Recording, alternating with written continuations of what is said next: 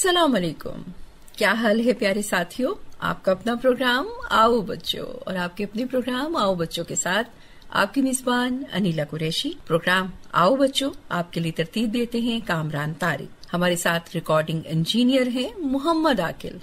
आज है संडे और आपकी संडे को फंडे बनाने के लिए हम ये प्रोग्राम आपके लिए लेकर आया करते हैं। प्रोग्राम सुनते हुए आप हमारे साथ रहते हैं, पैगाम लिखते हैं और वो भी आ गए। जी हाँ, जिनका आपको बहुत ज्यादा इंतजार था और हमें भी था कि कब वो आएंगे, कब प्रोग्राम में शामिल होंगे और आपका प्रोग्राम आओ बच्चों मजीद सजेगा, मजीद संवरेगा। जल्दी से आइए। अस्सलाम वालेकुम। वालेकुम अस्सलाम। भाई सब बच्चों को मेरी तरफ से बहुत बहुत सलाम। ओए होए आप उदास हैं? बहुत ज्यादा। असल में मेरी रश इतना हो जाता है शहरों में, जब भी आता हूँ ना तो शहरों में लोग जो है ना वो ट्रैफिक का कोई ख्याल ही नहीं रखते। बिल्कुल ठीक कहा आपने, बिल्कुल। हमारा जंगल उससे बहुत अच्छा है, हम तो कभी भी वहाँ पे इशारा क्रॉस नहीं करते। उसकी वजह पता क्या है? वहाँ इशारा होते ही नहीं और वहाँ गाड़ियाँ भी नहीं होती। हाँ जी, वहाँ पे नहीं, बिल्कुल। इसलिए देखे हम भालू और लूमड़ और ये जो लोग होते हैं ना, ये उन लोगों से अच्छे होते हैं। यानी हम ना तो किसी की ग़ीबत करते हैं, ना हम झूठ बोलते हैं, और ना ही हम कोई ऐसा किसी को तंग करते हैं, ना ही हम चोरी चकारी करते हैं। हाँ जी। अच्छा, वैसे भी भालू मियाँ, चोरी चकारी करना तो बहुत बुरी बात है, किसी को भी नहीं करनी चाहिए। बस एक बात है कि अगर मैं स्कूल पढ़ जाता ना, हाँ, तो शायद मैं भी इंसान बन जाता भालू की बजाय। लेकिन ये तो बताएं कि आप भालू बनकर खुश नहीं हैं क्या? नहीं, अब तो ज़रा क्या कर सकता हूँ, मजबूरी है, खुश होना पड़ता है। लेकिन आपको पता है तालीम के बगैर जो है ना वो बिल्कुल कुछ भी नहीं होता। बिल्कुल ठीक। क्योंकि मैं शहरों में आता हूँ, मैं साइन बोर्ड ही नहीं पढ़ सकता। फिर मैं वहाँ पे जो ट्रैफिक के तो वो जिस पर आप पर की तस्वीर लगी होती है, नीचे पैगाम भी कोई ना कोई लिखा होता है, वो भी नहीं पढ़ सकते होंगे। मेरी तस्वीर कहाँ पे लगी है? अरे कितने सारे साइन बोर्ड ऐसे होते हैं जिसमें भालू की तरफ से कोई पैगाम लिखा होता है। नहीं, वो मैंने पैगाम नहीं दिया, वो वैसे मेरे नाम की डिसइंफॉर्मेशन है। नाम की। हाँ जी। अच्छा भालू मियाँ, आपने अपनी दाएं बाएं तो देखा ही नहीं। अरे देखिए ना, आपके बाएं तरफ बैठी हैं महविश मंजूर। अच्छा एक मिनट, मैं अपनी गर्दन जरा मोड़ लूं। मोड़िए मोड़िए। मुड़ती बहुत मुश्किल। अरे मोड़ अच्छा अच्छा, देख लिया ना? ओ मैंने देख लिया। अच्छा अच्छा अच्छा जी, माशाल्लाह भाई, बहुत आज की तो आपके बच्चों के बहुत रौनक है। मेहमान बुलाए हुए आपने। इसका मतलब फिर मेरे मेहमानों के साथ मेरी भी फिर खातिर तवाज़ु होगी। दही पर बड़े से चाट से कि कामरान तारिक कितनी खातिर तवाज़ु करते हैं। लेकिन दूसरी तरफ भी तो देखिए ना, देखिए कितने खूबसूरत लिबास में इकरा जमान भी हमारे साथ हैं। अच्छा अच्छा, जो मेरी राइट जानब इकरा जमान है, वाह जी वाह। अच्छा अच्छा, ये आज मेरा ख्याल है मैं इनको पहली दफा देखा है मैंने। अच्छा, तो पहली दफा जब किसी से मिलते हैं तो फिर हाल चाल भी पूछते हैं ना? अच्छा बताएं जी, क्या हाल है मेरा? ओ नहीं सॉरी, मैंने तो आपका हाल पूछना था। आपका क्या हाल है? मेरा तो नजर ही आ रहा है। जी मैं बिल्कुल ठीक हूँ। आप कैसे हैं भालू मियाँ? नहीं, आप ही सुनाए जी, मेरा जरा गला खराब है। और इकरा आप कैसी हैं? आप भी तो भालू मियाँ से पूछ लीजिए ना। इकरा जो है ना वो खामोश रहती है। आप कहीं खामोश फिल्मों में तो नहीं काम करती? नहीं नहीं, मैं भी बिल्कुल ठीक हूँ। आप कैसे हैं भालू मियाँ? मैं बिल्कुल ठीक हूँ। असल में मुझे बच्चों से बहुत प्यार है और मैं बच्चों के बगैर ना रह ही नहीं सकता। क्योंकि बच्चे, आपको पता है, मैंने एक जगह पढ़ा था, बच्चे जो है वो अल्लाह ताला के फूल होते। बेशक बेशक। और देखिए कि इन फूलों को हम ये जरूर कहेंगे कि गर्मी का मौसम है और गर्मी अपने अरूज पर है। ऐसे में कहीं ऐसा ना हो कि आप निकलें स्कूल से बाहर और वो जो ठेले वाला खड़ा है चाट लेकर, जिस पर मक्खियां भी भिन भिन आ रही हैं और उसके साथ ही गोले वाला भी है, उसने भी चीजों को ढांप के नहीं रखा, आप वो खा लें और खुशबू जो है फूलों की वो मान पड़ने लग जाए। और एक और बात भी बच्चे आजकल गर्मियों में करते हैं, पता क्या? बच्चे बर्फ के गोले खाते हैं, वही कह रही हूँ ना। और ये जो कटे हुए फल तरबूज वगैरह होते हैं ना, इनके ऊपर जो जमाने की मक्खियां होती है और गर्दों के बाहर नमक लगाने की जरूरत ही नहीं, इतनी गर्द पड़ी होती। बिल्कुल सही कहा आपने। तो वो भी खा लेते हैं, फिर उससे बड़ा खराब। और तरबूज जो है ना, मैं आपको बताऊं, तरबूज के बाद मैंने सुना इसके बाद पानी नहीं पीना चाहिए। इसलिए भालू मियाँ कि इसमें खुद वो 95% पानी मौजूद होता है। वैसे ये वाहिद फल है जिसके 2 फायदे हैं, क्या? बल्कि 3 है। अच्छा जी, बताइए। एक फायदा ये है कि इसको खा भी सकते हैं, दूसरा ये है कि इसमें पानी इतना कि आप मुंह भी धो सकते हैं। मैंने कहा शायद आप ये कहना चाहते हैं कि इसको हेड बनाकर सर पर भी रख सकते हैं। और तीसरा फायदा ये है कि अगर इसको ना खाए ना तो हैजा नहीं होता। इसको ना खाएं तो हैजा नहीं होता। आज ये फायदा ही हुआ ना। अच्छा, फिर ये कि अगर एक बात है क्या कि जो मियाँ बीवी घरों में लड़ते हैं ना, उनके पास तरबूज नहीं रखना चाहिए कभी भी। अच्छा जी, हाँ जी, तो क्या होगा? बस तरबूज का ही नुकसान होगा, बाकी उनका कुछ नहीं बिगड़ना। अल्लाह ताला की हमारे ऊपर इतनी नेमतें हैं ना, इतने एहसान है कि हम कभी उसका शुक्र अदा कर ही नहीं सकते। ये भी ठीक है। अच्छा, आप देखें ना, तरबूज को देख ले जी कि तरबूज जो है अल्लाह ताला ने गर्मियों में पैदा किया है, और जब सख्त लू चलती है और जब गर्मी लगती है तो बंदे के, अब इतनी बातें थोड़ी बहुत जानता हूँ मैं, कि बंदे के जिस्म में वो क्या कहते हैं, नमकियात की कमी हो जाती है पसीने से। तो तरबूज में अल्लाह ताला ने ऐसी ऐसी चीजें बनाई हुई, ऐसी तो वो उस कमी को दूर करते हैं। फिर आपने देखा ये बाहर से सब्ज होता है और अंदर से सुर्ख। भला क्यों? ताकि बाहर से सब्ज इसलिए है कि आंखों को अच्छा लगे, और अंदर से सुर्ख इसलिए है कि दिल को अच्छा लगे। क्या बात है। अच्छा भालू मियाँ, आप खाते हैं तरबूज? हाँ, मैं तो उसके छिलके समेत खा जाता हूँ। अच्छा भालू मियाँ, मुझे आप एक बात बताएं, ये जो तरबूज है ये दरख्तों पे क्यों नहीं लगता है? हाँ, ये सवाल आपने बहुत अच्छा किया है कि तरबूज दरख्तों पर क्यों नहीं लगते। अब देख रहे, तरबूज इतना वजनी होता है, अगर दरख्त के ऊपर लगा हो और नीचे कोई दरख्त के कोई बेचारा मुसाफिर मेरी तरह का आराम कर रहा हो, ऊपर से जनाब बड़ा 10 किलो का तरबूज आके उसके सर पे लगे, तो आप बताएं वाला उसका क्या असर होगा। तरबूज का तो कुछ नहीं जाना, वो बेचारा खुद ही बस वो फ्रूट चाट ही बनेगा। आपकी बात सुनकर मैं ख्याल में सोच रही हूँ कि अगर ऐसा हो जाता तो क्या होता। वो बिल्कुल देख रहे, अल्लाह ताला ने अंगूर, केले, आम, छोटे छोटे फल दरख्तों पे लगाए, गिर भी जाए चलो कोई फर्क नहीं पड़ता। अब देखिए एक बात, नारियल जो होता है वो इतना सख्त लगाया होता है उसको कि उसको आरी से काटते हैं जी, उसको किसी बहुत तेज आले से काटा जाता है, वरना वो गिर जाए तो उससे भी नुकसान है। ये आप हम लोग गौर करते नहीं है ना, यही तो मसला है कि हम अल्लाह ताला की इन चीजों पे गौर नहीं करते। मैं तो अभी भालू, मैं तो बहुत कुछ जानता भी नहीं। तो भालू मियाँ, आपने इतने सारे फ्रूट्स का बताया है, तो ये भी बताते चलें कि आपका फेवरेट फ्रूट कौन सा है? और मेरा फल जो है ना, वो सबसे सब्र का फल जो है ना, वो जो सबके लिए मीठा होता है। सबके लिए मीठा होता है। वैसे फल मैं बच्चों की खास तौर पे कहूंगा कि जो फल फ्रूट आपके वालिदैन अम्मी अबू बाजार से लेकर आते हैं ना, सिर्फ वो खाएं और उसको धो के खाएं, साफ करके। फिर ये कि उसको बाजारों में ना खाएं, क्योंकि बाजारों में तो आप देखें कटे हुए फल पड़े होते हैं, लोग ऐसे ही वो नुकसान दे।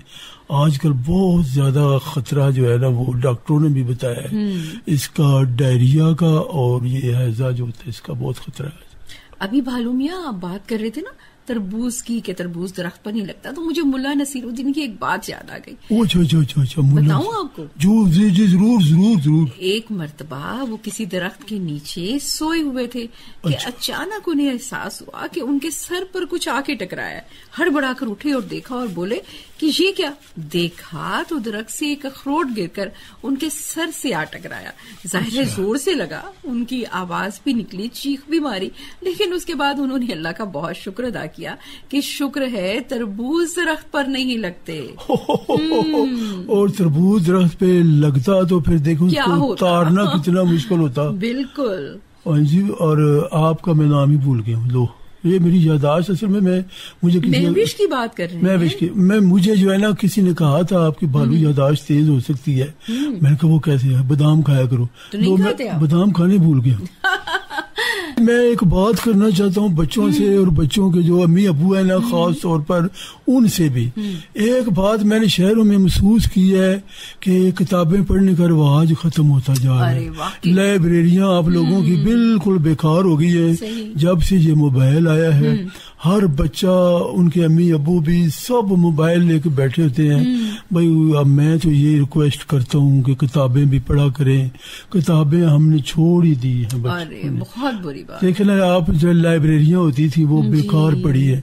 किताबें लोगों ने घरों में सजा के रखी हुई है, तो कहीं तो वो भी दिखने में नहीं आती। तो हर वक्त मोबाइल ही आप देखें, मैं आपको बताऊं, मैंने पिछले महीने मोबाइल का इस्तेमाल किया था तो मेरी आंखें कमजोर हो गई थी। अब मुझे एक के ना दो नजर आते हैं। अच्छा। एक शेर आ रहा हो तो मैं 2 दफा डरता हूँ क्योंकि मुझे लगता है 2 आ रहे हैं, 2 शेर आ रहे हैं। जो मैं किताबें पढ़ने का शौक जो है वो पहले से कम हो गया, तो कहानी सुनने का शौक मुझे लगता है कभी बच्चों में कम नहीं होगा। क्या कहते हैं इस हवाले से आप? हाँ जी बिल्कुल। कहानी हमें सुनाएंगी मनाहिल सफवान शहाब और हम भी मिलकर सुनेंगे। तहरीर भी उन्हीं की है, आवाज भी उन्हीं की। तो आओ बच्चों मिलकर सुनते हैं आज की कहानी।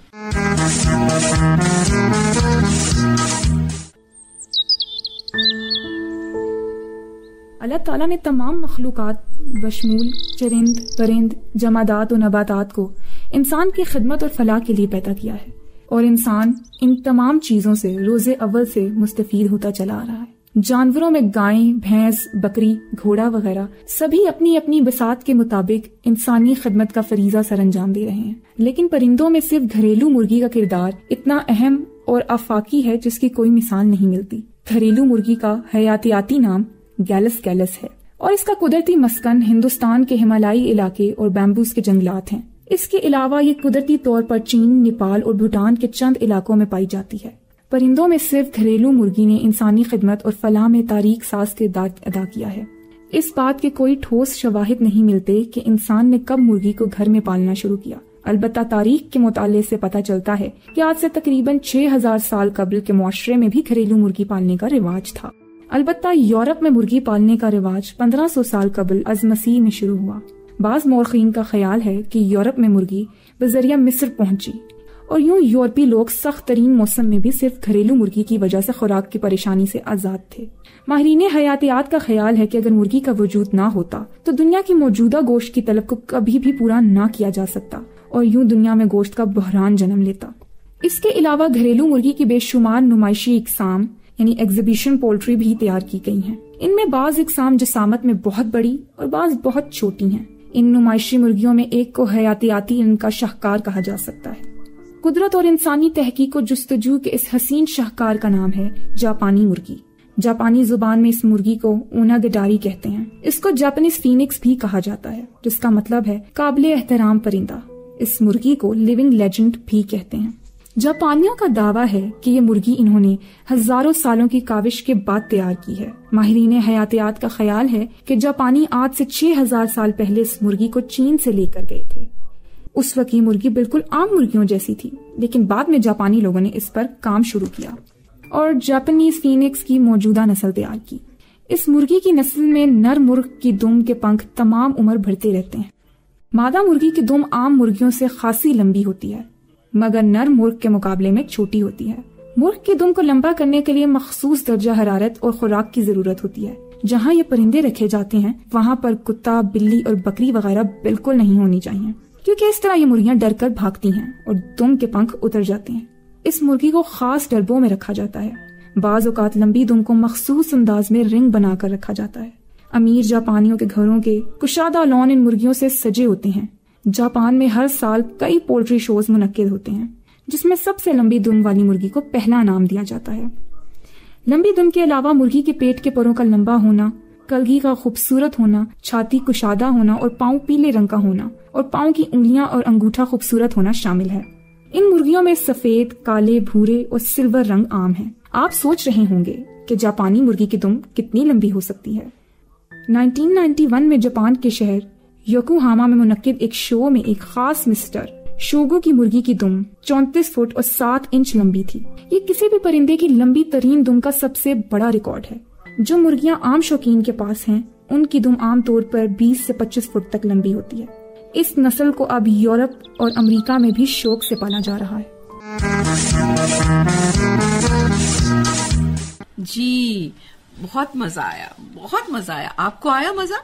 महविश, आपको और इकरा को? जी बहुत मजा आया। कहानी सुनते सुनते सो तो नहीं गई? जी बहुत मजा आया मुझे, और बल्कि मुझे अपना बचपन याद आ गया कि जब कहानियों का सफा आता था तो वो सारा पढ़ते थे, बहुत दिलचस्पी से पढ़ते थे। मुझे बहुत मजा आया। यानी अखबार में मुझे पेज आया कर, वैसे मैं भी बहुत शौक से जी। अच्छा इकरा, वो तो पढ़ती रही है कहानियाँ जो है, तो आप कैसे कहानियाँ सुनती थी? भालू मियाँ मैं खुद नहीं पढ़ती थी, मैं अपनी अम्मी या नानी अम्मा को कह के उनसे पढ़वाती थी और मैं सिर्फ सुनती थी, लेकिन मुझे बहुत मजा आता था और ये वाली कहानी सुन के भी मुझे बहुत मजा आया। जी बिल्कुल जी, मुझे भी बहुत मजा आया, लेकिन कहानी से ज्यादा मुझे ना शहद पीने का मजा आता। अच्छा। और बच्चे भी मुझे लगता है शहद का इस्तेमाल जरूर करते हैं। बड़े जो करते हैं घर में, बड़े जो काम करते हैं ना भालू मियाँ, वो बच्चे जरूर सीखते हैं और उसे करने की कोशिश करते हैं। बच्चे जो हैं आजकल के, वो बड़ों की बात सुनने की आदत जरा खत्म होती जा रही है और बड़ों की खिदमत का जज्बा भी कम हो गया है। तो क्या ख्याल है भालू मियाँ, प्रोग्राम में शामिल करते हैं हिकायत? जी। प्यारे बच्चों, आज मैं आपको एक हिकायत सुनाऊंगी लोमड़ी और चील की। एक लोमड़ी और एक चील बहुत अच्छी दोस्त बन गई। दोनों में इतना प्यार हो गया कि एक दूसरे के बगैर रहना मुश्किल हो गया। एक दिन लोमड़ी ने चील से कहा, क्यों ना हम एक दूसरे के पास घर बना लें, क्योंकि मुझे भी फिक्र रहती है कि घर से जब मैं बाहर होती हूँ तो मेरे बच्चे अकेले रह जाते हैं और मेरा ध्यान बच्चों की तरफ लगा रहता है। क्यों ना तुम ऐसा करो कि मेरे घर के पास अपना घर बना लो। कम से कम तुम मेरे बच्चों का ख्याल रख लोगी और मैं तुम्हारे बच्चों का।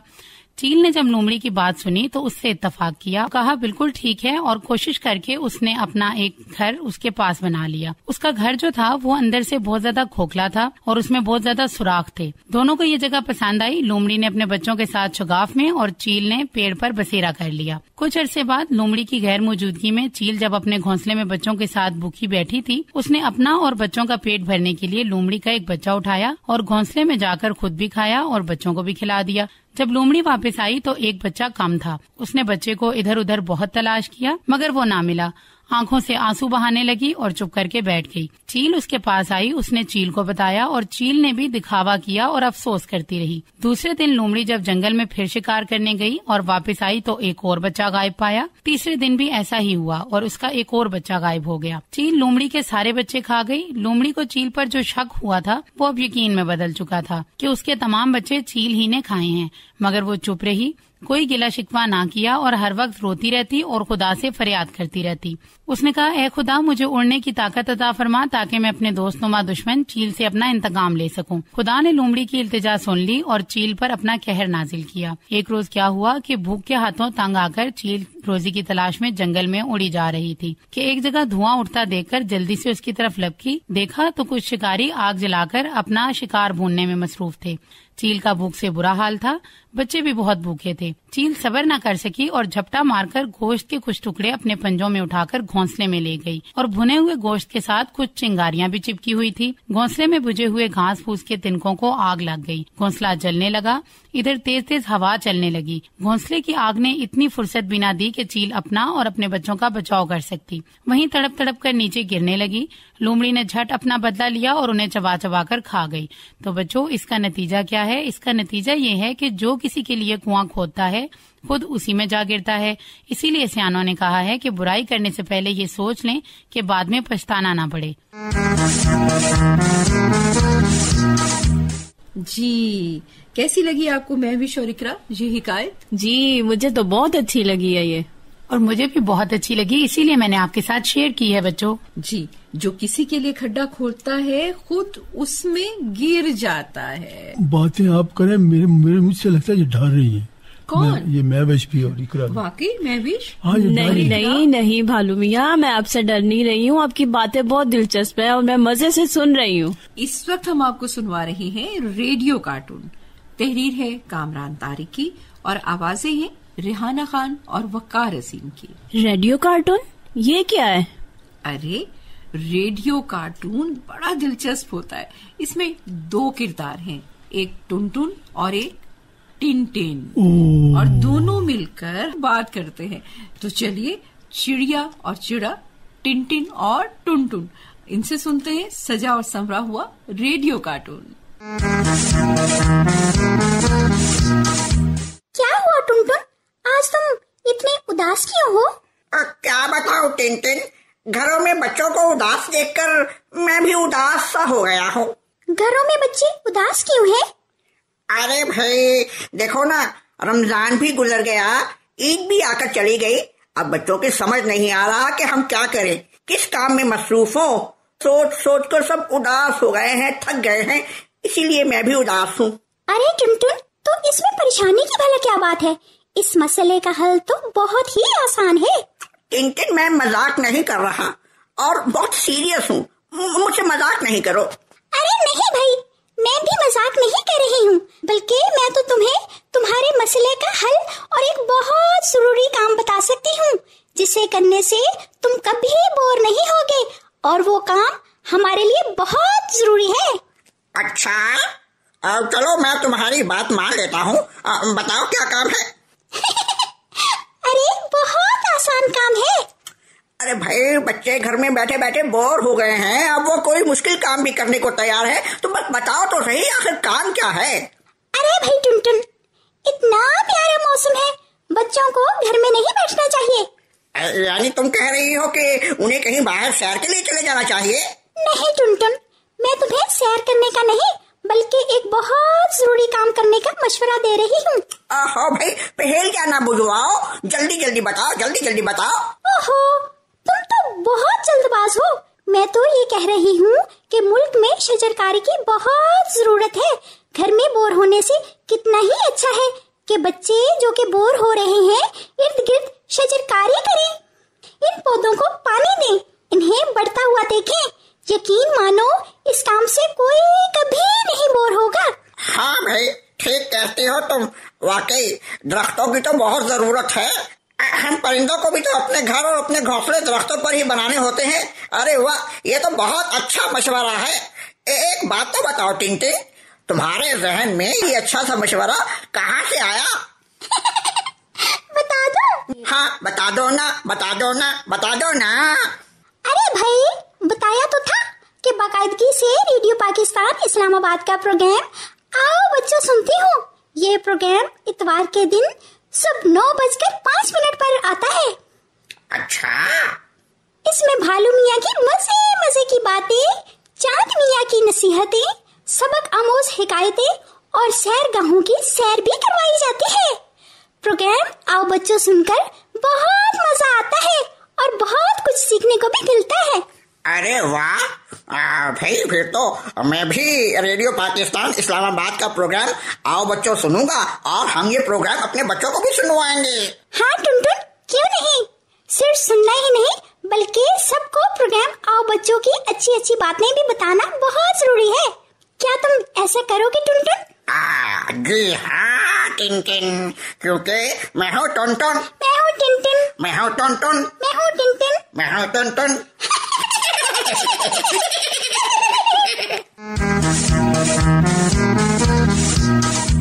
जी नन्हे साथियों, कैसा लगा आपको रेडियो कार्टून? चिड़िया और चिड़े ने खिचड़ी तो नहीं पकाई, लेकिन बड़ी मजे की बातें बताई। कैसा लगा आपको इकरा? मुझे तो ये सुन के बहुत मजा आया है, और मैं चाह रही हूँ कि मैं भालू मियाँ से एक सवाल कर लूँ। वो सवाल मुश्किल अलजबरे का नहीं करना, मुझे मुश्किल सवाल नहीं आते। अरे नहीं भालू मियाँ, बहुत आसान सा सवाल करूंगी। सवाल मैंने आपसे ये पूछना है कि आपको यहाँ रेडियो में ज्यादा मजा आता है या अपने जंगल में? और नहीं, मुझे तो हर जगह मजा आ जाता है जी। बस जंगल में भी बहुत मजा आता है, और रेडियो पर जब मैं आता हूँ मैं यहाँ से सीखता हूँ बहुत कुछ। जी, मैंने बहुत सारी बातें रेडियो से सीखी है। तो भालू मियाँ, आप ऐसा करें, एक रेडियो ही ले जाएं अपने जंगल में। वो मैं रेडियो लेके गया था, मगर वहाँ पे एक वो था लूमड़, वो रेडियो को शक्ल लगा के खा गया था। तो भालू मियाँ, आपने अभी बात की ना अच्छी बातें सीखने की, तो वक्त की पाबंदी भी हमें सिखाई जाती है। तो नन्हे साथियों, ये था आज का आओ बच्चों। यकीनन आपका संडे बन गया होगा फंडे। इसके साथ ही प्रोग्राम आओ बच्चों से अपनी मेजबान अनीला कुरैशी, मैं विश मंजूर और इकरा जमान, हमें दीजिए इजाजत। प्रोग्राम आपके लिए सजाया और संवारा था कामरान तारिक ने, और हमारे साथ रिकॉर्डिंग इंजीनियर रहे मोहम्मद आकिल। अल्लाह हाफिज। पाकिस्तान जिंदाबाद।